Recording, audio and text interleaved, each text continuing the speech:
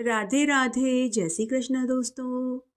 आइए अब हम ज्येष्ठ मास के महात्म्य का 18वां अध्याय 18वें दिन के ज्येष्ठ स्नान की कहानी और अंत में देवों के देव भगवान महादेव जी की आरती सुनेंगे।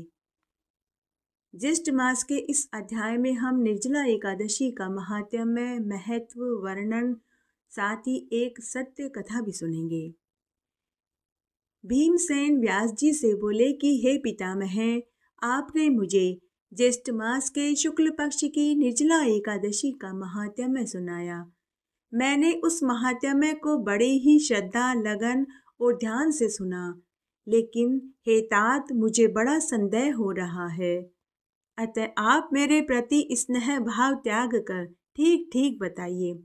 यदि आप सत्य न कहेंगे तो जो हालत धृतराष्ट्र की हुई थी जब विदुर जी ने महाभारत के युद्ध का वर्णन सुनाया था, वैसी ही हालत मेरी हो जाएगी।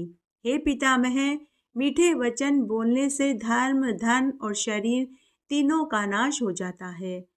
तब व्यास जी भीम से बोले कि हे पुत्र, मैंने तुम्हें निर्जला एकादशी के बारे में जो कुछ भी कहा है वह सत्य ही कहा है। हे पुत्र, तुम मेरी बातों को असत्य मत जानना। हे भीम, मैं तुम्हें इस बारे में एक सत्य इतिहास सुनाता हूँ, तुम ध्यान से चित्त लगा कर के सुनो। हे पुत्र भीम, पूर्व काल में कालांजन पर्वत पर पुलिंद नाम का एक राजा रहता था। वह सभी धर्मों का पालन करने वाला, वेद शास्त्र का ज्ञाता था। उस पुलिंद राजा ने निष्कंटक राज्य करके वहां द्वारिकापुरी के समान ही एक नगर को बसाया था। उस राजा के पास अनेकों रथ, अस्त्र शस्त्र, ऐरावत के समान हाथी, उच्च श्रवा के समान घोड़ा व चतुर्गनी सेना थी। वह राजा जब भी निकलता था तो अपनी सेना रथ, घोड़े, हाथी को लेकर चलता था। उसके पास इतनी पैदल सेना थी कि जब वह अपनी सेना के साथ चलता था तो दूर 100 योजन की दूरी तक उसकी सेना फैल जाती थी। 10 दिशाओं में उसकी कीर्ति, यश, बल, वैभव की चर्चाएं होती रहती थी। 7 व्यू से युक्त उसकी सेना 7 महासमुद्र के समान ही प्रतीत हुआ करती थी। वह राजा कमजोर राजा हो चाहे बलशाली राजा हो, सबसे युद्ध करके उनके राज्य को अपने राज्य में शामिल कर लेता था। इस तरह उस पुलिंद राजा ने अनेकों राजाओं को जीतकर उनका राज्य, धन, हाथी, घोड़े और उनका राजकोष हथिया चुका था। उसने अपने राज्य का खूब विस्तार कर लिया। इस तरह उस राजा ने बहुत सा धन और कीर्ति इकट्ठी कर ली। इस प्रकार उस राजा पुलिंद ने अनेक चक्रवर्ती राजाओं को युद्ध में जीत लिया।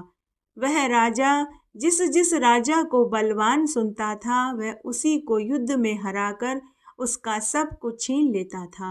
तब हे भीम, एक बार की बात है, राजा पुलिंद को उसके गुप्तचरों ने एक दिन कहा कि हे महाराज, हमें एक ऐसे राजा का पता चला है, वह बड़ा ही धर्मात्मा, बलवान, शूरवीर, तेजस्वी और वेद शास्त्रों का ज्ञाता, देवता और अतिथि पूजक है। वह राजा श्रुति, स्मृति व वेद शास्त्र का परम ज्ञाता है।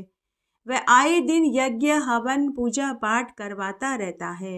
वह अपनी प्रजा का पालन अपने पुत्र के समान ही करता है। उसकी प्रजा भी अपने राजा के प्रति जान न्योछावर करने को हमेशा तैयार खड़ी रहती है। हे राजन, उस राजा में महान बल है। आज तक उस राजा को युद्ध में किसी ने नहीं हराया। इसलिए हे महाराज, जब तक आप उस राजा को हरा नहीं देंगे, आपकी कीर्ति इस भूमंडल पर अधूरी ही रहेगी। अगर आपको इस भूमंडल का चक्रवर्ती राजा बनना है तो आपको उस राजा को युद्ध में हराना ही होगा। अपने गुप्तचरों के मुख से दूसरे राजा की बड़ाई सुनकर राजा पुलिंद को क्रोध आ गया। तब राजा पुलिंद ने अपनी चतुर्गनी सेना सहित उस राजा के राज्य को चारों ओर से घेर लिया, जैसे एक जंगल में बहुत से गीदड़ों द्वारा शेर को घेर लिया जाता है। व्यास जी आगे बोले कि हे भीम, उस राजा का एक नियम था। वह राजा अपनी प्रजा के साथ प्रत्येक एकादशी पर उपवास रखता था। विष्णु भगवान और माता लक्ष्मी का पूजन करता था। तब उस दिन ज्येष्ठ मास के शुक्ल पक्ष की निर्जला एकादशी का दिन था। उस नगर की प्रजा, मंत्री, राजा, रानी सभी ने निर्जला एकादशी पर उपवास रखा था। वे सभी उस समय नगर के विष्णु भगवान के मंदिर में भगवान विष्णु और माता लक्ष्मी की पूजा में रत थे। वे सभी मौन रहकर पूजा पाठ कर रहे थे। कोई भी बातचीत नहीं कर रहा था। ऐसे समय में उस राजा पुलिंद ने अपनी सेना के साथ नगर में लूटपाट, मारकाट मचा दी। तब एक बुजुर्ग ग्रामवासी ने राजा पुलिंद को नमस्कार कर हाथ जोड़कर विनीत शब्दों में बोला कि हे महाराज, आज पवित्र निर्जला एकादशी है। बड़ी ही पुण्य फल देने वाली एकादशी है। आज हमारे राजा, रानी, मंत्री, सेना सहित पूरी प्रजा ने निर्जला एकादशी का उपवास रखा है। आज हमारी नगरी में बच्चे से लेकर बुजुर्ग, औरतों से लेकर पुरुष सभी ने उपवास रखा है। कोई भी आज अन्न तो क्या, जल भी नहीं पिएगा। सभी मौन रहकर व्रत रखेंगे।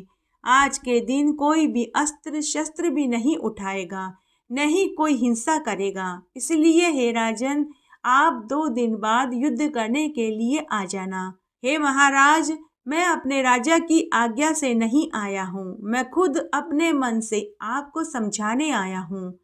हे राजन, इन 2 दिनों में आप जो भी अत्याचार हमारे ऊपर करेंगे, मेरे राजा प्रजा सब सहन कर लेंगे, परंतु 2 दिन बाद क्या होगा मैं खुद भी नहीं जानता।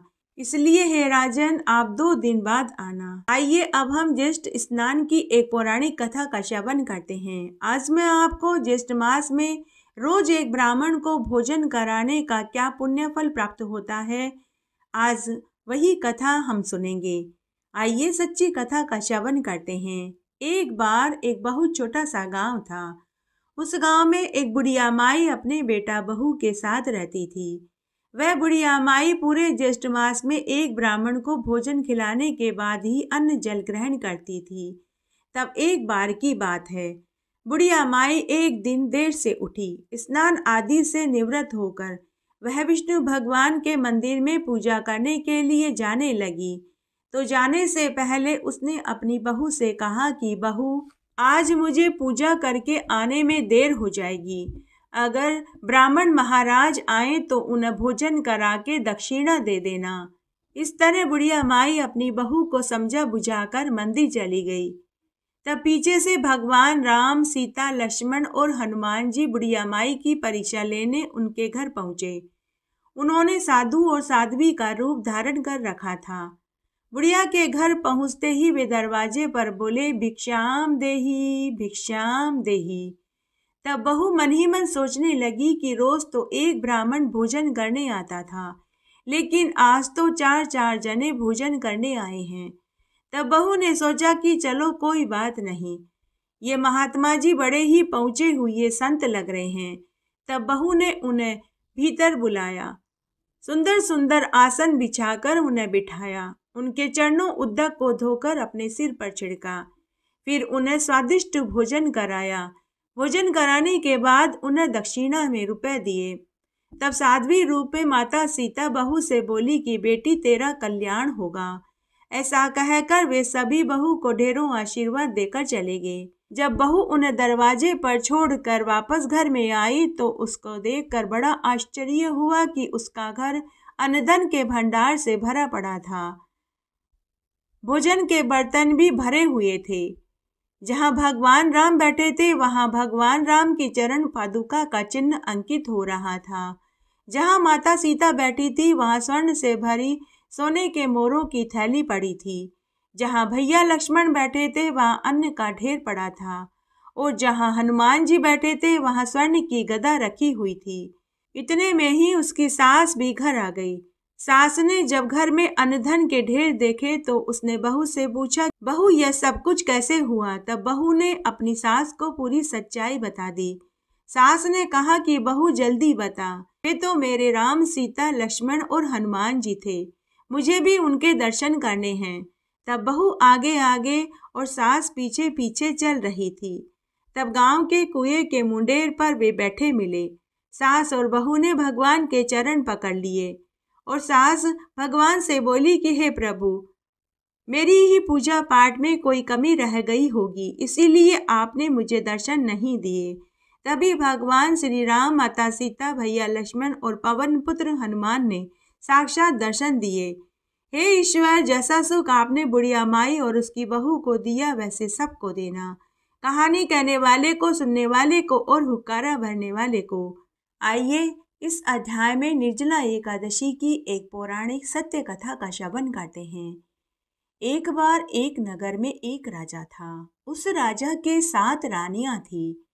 6 बड़ी रानियां तो आपस में बहनें थी, तो 7वीं रानी को राजा स्वयंवर में जीतकर विवाह रचाकर लाए थे। 7वीं रानी बहुत सुंदर और ऊंचे घराने से ताल्लुक रखती थी।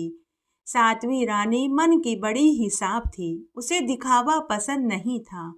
अपने मायके में वह नाजों से पली बड़ी थी, जबकि 6 बड़ी रानियां बड़ी ही चालाक, घमंडी और लालची झगड़ालू प्रवृत्ति की थी। 6 बड़ी रानियां राजा को चापलूसी की बातें करके अपने अपने कक्ष में बुलाकर ले जाती, लेकिन जब राजा 7वीं रानी के कक्ष में जाने लगता तो वे 6 रानियां किसी न किसी बहाने से उस दिन भी राजा को अपने पास बुला लेती थी। 6 रानियां सभी तरह के व्रत उपवास करती थी, लेकिन 7वीं रानी बड़ी ही कोमल, नाजुक, फूलों जैसे बदन की थी। उससे कोई व्रत उपवास नहीं होता था। 6 रानियां जब एकादशी का व्रत करती तो उस दिन वे महल में कोई कामकाज नहीं करती थी। पूरे दिन वे अपने कक्ष में आराम करती और 7वीं रानी और दासी और बांदियों से महल का सारा कामकाज करवाती थी। एकादशी व्रत में वे बार बार फल, मिठाई, दूध, काजू, बादाम, चाय, शरबत, जूस आदि खाती पीती रहती और फिर राजा से कहती कि महाराज, हम तो आपके लिए एकादशी का उपवास करते हैं, लेकिन छोटी 7वीं रानी तो कोई व्रत उपवास भी नहीं करती। तब राजा को भी लगता था कि 6 बड़ी रानियां बहुत अच्छी है, व्रत उपवास आदि करती है, लेकिन 7वीं रानी कोई व्रत नहीं करती। तो राजा ने भी 7वीं रानी की तरफ ध्यान देना छोड़ दिया। अब तो महीनों निकल जाते थे, 7वीं रानी राजा का मुंह तक नहीं देख पाती थी। तब एक दिन महल में काशी के एक पहुंचे हुए संत महात्मा जी आए। उन्होंने राज दरबार में सबको धर्म का उपदेश दिया कि मनुष्य को प्रत्येक एकादशी का उपवास करना चाहिए। जो मनुष्य एकादशी का उपवास नहीं करता वह पशु के समान है। फिर पशु और मनुष्य में कोई अंतर नहीं रह जाता। जो एकादशी के दिन अन्न खाता है वह मरने के बाद चांडाल की योनि को पाता है और मरने के बाद 1 सहस्त्र वर्ष तक रौरव नरक की पीड़ा को भोगता है और फिर अगले 100 वर्ष तक पिशाच की योनि में दुख पाता है। जब 6 रानियों ने महात्मा जी के मुख से प्रवचन सुने तो वे घमंड से भर गई। जब 7वीं रानी ने सुना तो उसे बहुत दुख हुआ। प्रवचन खत्म हो जाने के बाद 7वीं रानी अपनी बांदी से बोली कि अरे सखी, मुझे संत महात्मा जी के पास जाकर उनसे कुछ बात करनी है। क्या तुम किसी प्रकार से संत महात्मा जी से मुझे मिलवा दोगी? तो दासी ने 7वीं रानी को संत महात्मा जी से एकांत में जाकर मिलवा दिया। 7वीं रानी महात्मा जी से बोली कि हे महात्मा जी, मैंने जन्म से लेकर अब तक कोई व्रत उपवास नहीं किया, क्योंकि मुझसे भूखा नहीं रहा जाता। मुझे लगता है कि अगर मैं एक दिन भी भूखी रह जाऊंगी तो मृत्यु को प्राप्त हो जाऊंगी। हे महात्मा जी, आपके मुख से आज एकादशी का महात्म्य सुनकर मैं बहुत डर गई हूँ।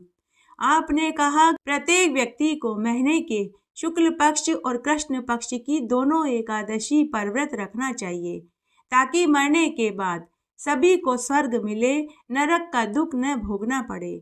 परंतु महात्मा जी, मुझे लगता है कि मुझे मरने के बाद नरक ही मिलेगा, क्योंकि मैंने कोई व्रत उपवास नहीं किया। ऐसा कहकर वह रोने लगी। तब महात्मा जी ने 7वीं रानी के दुख को जान लिया। उन्होंने 7वीं रानी को तसल्ली देते हुए कहा कि हे कल्याणी, तुम रो मत। आज मैं तुम्हें एक ऐसा व्रत बताऊंगा जिसको करने के बाद तुम्हें स्वर्ग की ही प्राप्ति होगी। तब सातवीं रानी महात्मा जी से बोली कि हे महात्मा जी, मरने के बाद किसने देखा है? मरने के बाद स्वर्ग मिले या नरक मिले? मैं तो इतना चाहती हूँ कि मुझे इस जन्म में राजा जी से सम्मान मिले, मुझे इस जन्म में पति सुख प्राप्त हो और एक पुत्र का सुख मिले। मैं राजा जी के नजरों में सम्मान चाहती हूँ। तब महात्मा जी ने बड़ी रानी के दुख को जान लिया। वे बोले कि हे कल्याणी, आप ज्येष्ठ मास के शुक्ल पक्ष की निर्जला एकादशी का उपवास करो। इस व्रत को करने से ब्रह्म हत्यारे जैसे पाप भी छूट जाते हैं, उसे भी व्रत का पूरा फल प्राप्त हो जाता है। इस एकादशी का व्रत करने से अगले 7 जन्मों तक मनुष्य को इंसान का ही जन्म मिलता है। बड़े से बड़ा ब्रह्म हत्यारा ही क्यों न हो, अगर वह भी इस एकादशी का उपवास कर लेता है तो उसका भी उद्धार हो जाता है। फिर रानी, आप तो बड़ी ही दयालु कोमल हृदय की नारी हो। तुम निर्जला एकादशी के दिन पूरे दिन निराहार रहना, मौन रहकर भगवान विष्णु के नाम की स्तुति करना, रात्रि जागरण में समय बिताना। तुम्हारी सारी इच्छाएं पूरी होगी। तुम्हें न केवल पति सुख मिलेगा वरन तुम्हें 7 पुत्र भी होंगे। उसके बाद महात्मा जी चले गए। उसके बाद ज्येष्ठ मास के शुक्ल पक्ष की निर्जला एकादशी का दिन आया तो सातवीं रानी ने निराहार रहकर मौन रहकर एकादशी का उपवास किया। उस दिन भगवान विष्णु और माता लक्ष्मी की पूजा करी, रात्रि जागरण में समय बिताया। दूसरे दिन ब्राह्मण के कथना अनुसार दान पुण्य किया और व्रत का पारण किया। उधर 6 बड़ी रानियों ने भी निर्जला एकादशी का उपवास किया, लेकिन निर्जला एकादशी के दिन भी वे बार बार फल, मिठाई, दूध, काजू, बादाम खाती रही। तब सातवीं रानी के निर्जला एकादशी व्रत करने से राजा का हृदय परिवर्तन हो गया। अब वह सातवीं रानी को भी समय देने लगा और उसका भी सम्मान करने लगा। जब 6 बड़ी रानियों को इस बात का पता चला तो उन्हें बहुत क्रोध आया। अब वे 6 रानियां मौका तलाश करने लगी कि कब कोई मौका आए और सातवीं रानी को राजा की नजरों से नीचा गिराया जाए। तब एक बार की बात है, सातवीं रानी राजा की बेशकीमती तलवार को साफ कर रही थी। सातवीं रानी जिस तलवार को साफ कर रही थी वह राजा को प्राणों से भी अधिक प्रिय थी। 6 रानियों ने सातवीं रानी को राजा की तलवार साफ करते हुए देख लिया तो उनके खुराफाती दिमाग में एक उपाय सूझा। उसी रात्रि को 6 रानियों ने राजा की तलवार को म्यान में से निकालकर सातवीं रानी के कक्ष में बिस्तर के नीचे ले जाकर छिपा दिया।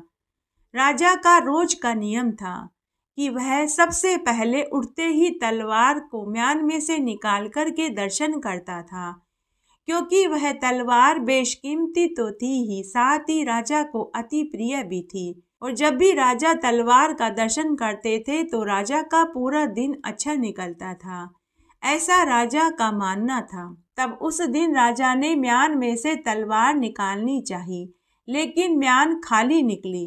तब राजा ने छोटी रानी से पूछा कि हे रानी, कल आप मेरी तलवार की सफाई कर रही थी तो आपने मेरी तलवार कहाँ रखी?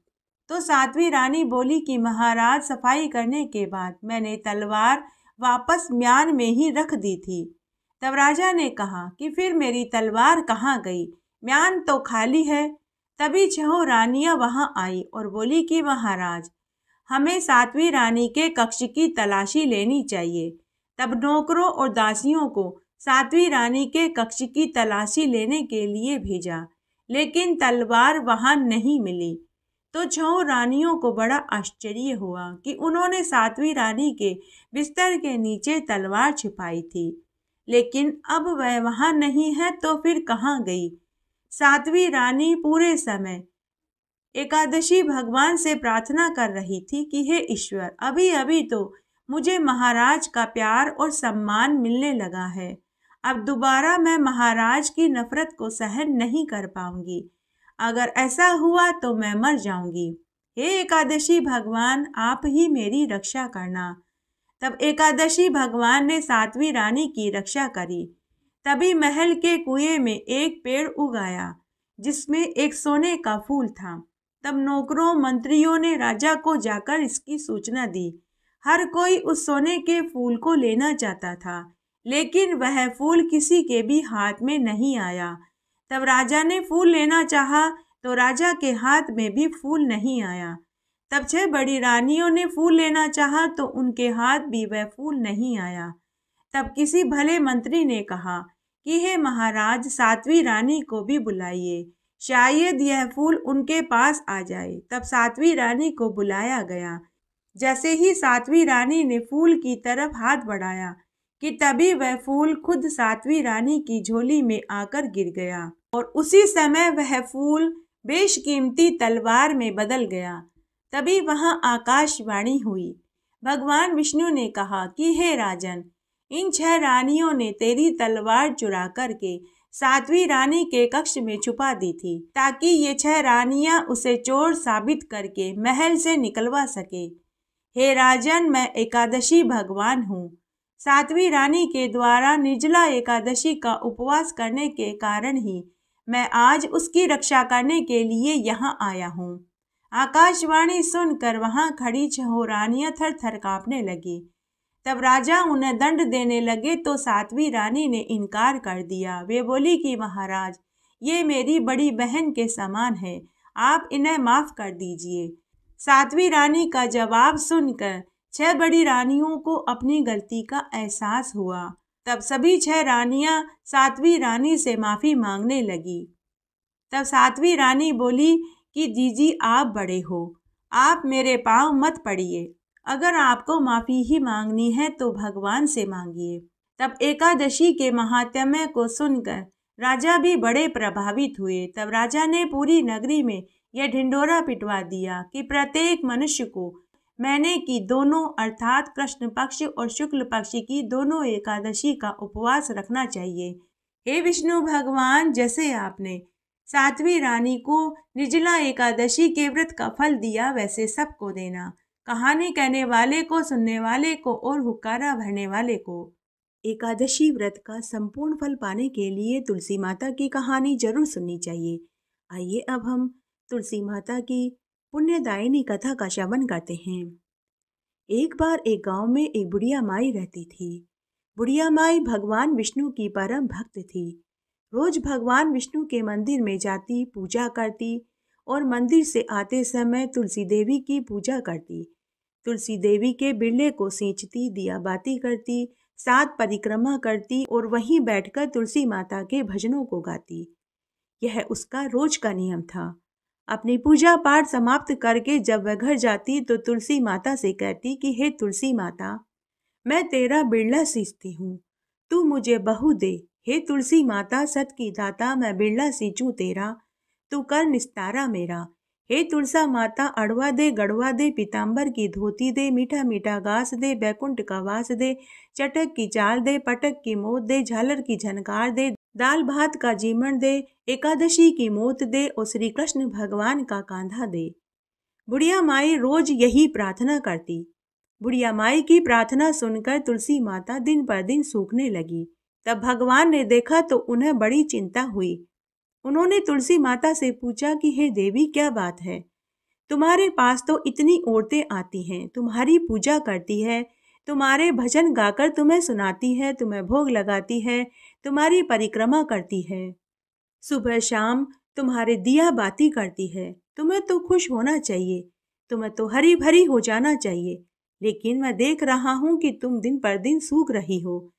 तब तुलसा माता बोली कि हे भगवान, मेरे मन की मत पूछिए। तब भगवान हंसकर बोले कि हे देवी, अगर मैं नहीं पूछूंगा तो कौन पूछेगा? बताइए, आपको क्या समस्या है? तब तुलसा माता बोली कि हे भगवान, आप जो कह रहे हैं वह सब सच है।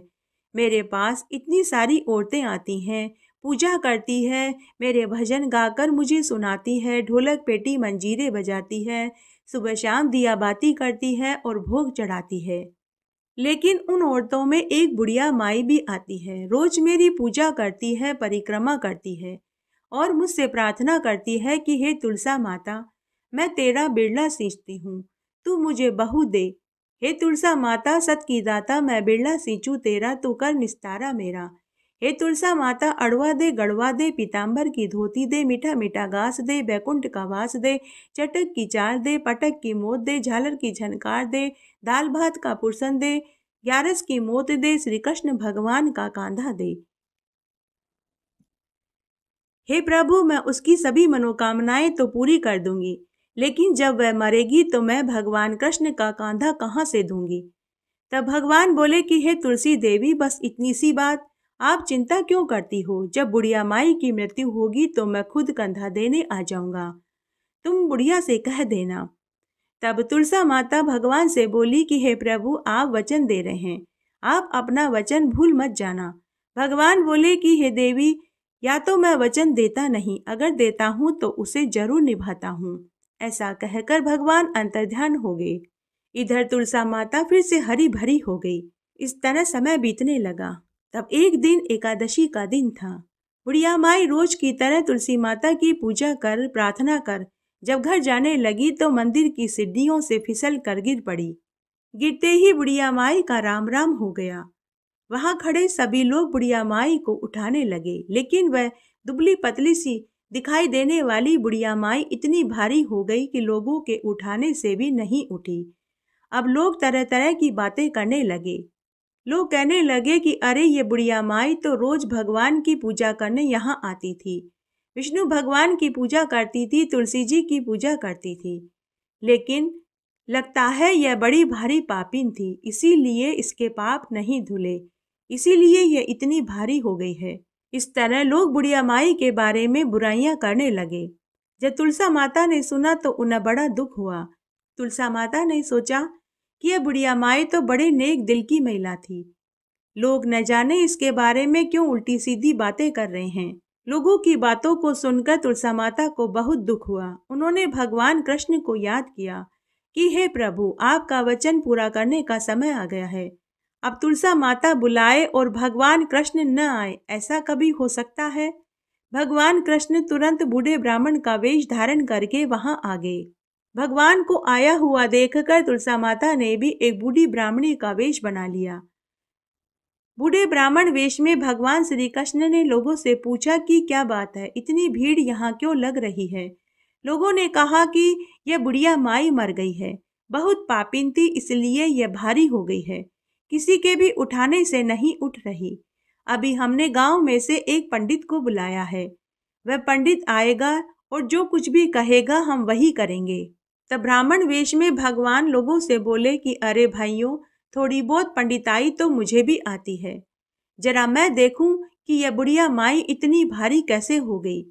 तब बूढ़े ब्राह्मण वेश में भगवान कृष्ण बुढ़िया माई के पास गए और जाकर बुढ़िया माई के कान में बोले कि अरे बुढ़िया माई, तू अपने मन की निकाल ले, अड़वा ले गड़वा ले, पीताम्बर की धोती ले, मीठा मीठा घास ले, बैकुंठ का वास ले, चटक की चाल ले, पटक की मोत ले, झालर की झनकार ले, दाल भात का पुरसन ले, एकादशी की मोत ले, श्री कृष्ण भगवान का कांधा ले। ऐसे कहते ही बुढ़िया माई फूलों से भी हल्की हो गई। तब भगवान कृष्ण ने बुढ़िया माई को कंधा दिया। हे तुलसा माता, जैसे आपने बुढ़िया माई की सभी मनोकामनाएं पूरी करी, उसे मुक्ति दिलाई, वैसे सबको दिलाना, कहानी कहने वाले को, सुनने वाले को और हुक्कारा भरने वाले को। लप्सी और तपसी की कहानी। सभी कथा कहानियों के साथ में लप्सी और तपसी की कथा नहीं सुनी जाती है तो व्रत का पूरा फल प्राप्त नहीं होता। आइए लप्सी और तपसी की कथा का श्रवण करते हैं। एक बार एक लप्सी और एक तपसी था। दोनों गहरे मित्र थे। तपसी तो सदा भगवान की सेवा पूजा करता और मंत्रों को बोलता और रोज तपस्या करता था, जबकि लप्सी को पूजा पाठ करना नहीं आता था, तो वह रोज सवा सेर की लापसी बनाता, भगवान को भोग लगाता, घंटी बजाता और चादर तान कर सो जाता। तब एक दिन दोनों दोस्तों में इस बात की लड़ाई छिड़ गई कि कौन भगवान का सच्चा भक्त है। तपसी ने कहा कि मैं भगवान का सच्चा भक्त हूँ, तो लप्सी कहने लगा कि नहीं, भगवान का सबसे बड़ा भक्त तो मैं हूँ।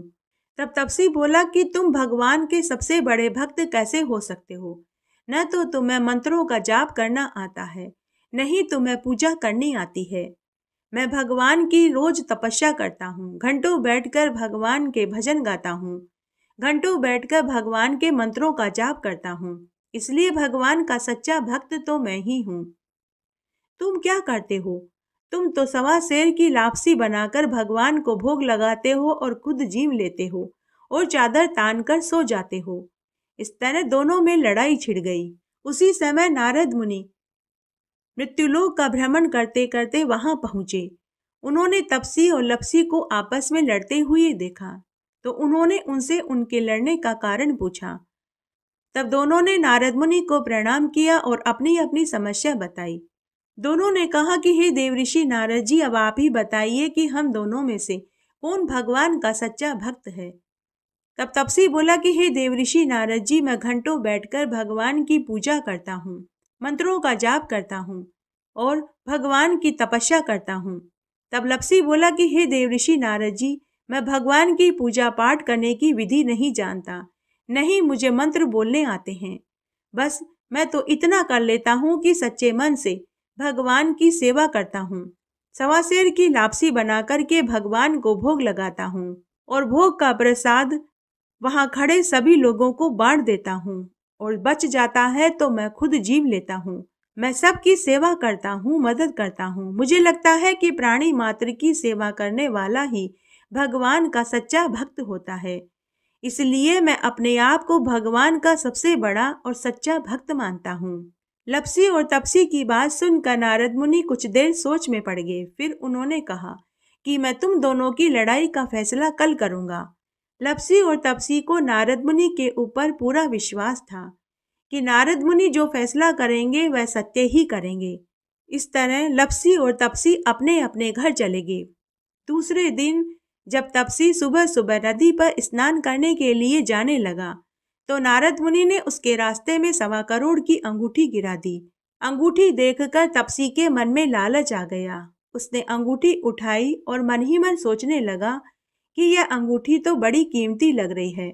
अगर मैं इस अंगूठी को बेच दूंगा तो मुझे बहुत सा धन मिलेगा और उस धन से मैं खूब बड़े बड़े यज्ञ हवन करूंगा, भगवान के मंदिर बनवाऊंगा और फिर मैं अपने आप को भगवान का सबसे बड़ा भक्त सिद्ध कर दूंगा। बस इसी लालच के कारण उसने अंगूठी उठाकर अपने पास रख ली और फिर नहा धोकर तपस्या करने बैठा तो अंगूठी को अपने पैर के नीचे दबा लिया। उधर लपसी ने रोज की तरह 1.25 शेर की लापसी बनाई और वह भगवान को भोग लगाने के लिए मंदिर जाने लगा।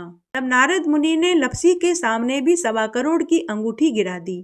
जब लपसी ने अंगूठी देखी तो वह मन ही मन सोचने लगा कि जिसकी भी यह अंगूठी होगी उस बेचारे को तो बहुत दुख हो रहा होगा। उसने वह अंगूठी उठा ली, यह सोचकर कि भगवान के मंदिर में भगवान के चरणों में रख दूंगा। जिसकी भी अंगूठी होगी वह मंदिर में भगवान से प्रार्थना करने तो जरूर जाएगा और जब उसे वहां खुद की अंगूठी मिलेगी तो वह अंगूठी पाकर खुश हो जाएगा। ऐसा सोचकर लपसी ने अंगूठी उठा ली। अंगूठी लेकर वह मंदिर में आया और फिर उसने उस अंगूठी को भगवान के चरणों में रख दिया। उसके बाद उसने भगवान को भोग लगाया। वहां खड़े सभी लोगों को भोग का प्रसाद बांट दिया और बचा हुआ भोग उसने खुद खा लिया और चादर ओढ़कर सो गया। उसके बाद शाम को लपसी और तपसी पुनः मिले। तभी नारद मुनि वहां आ गए।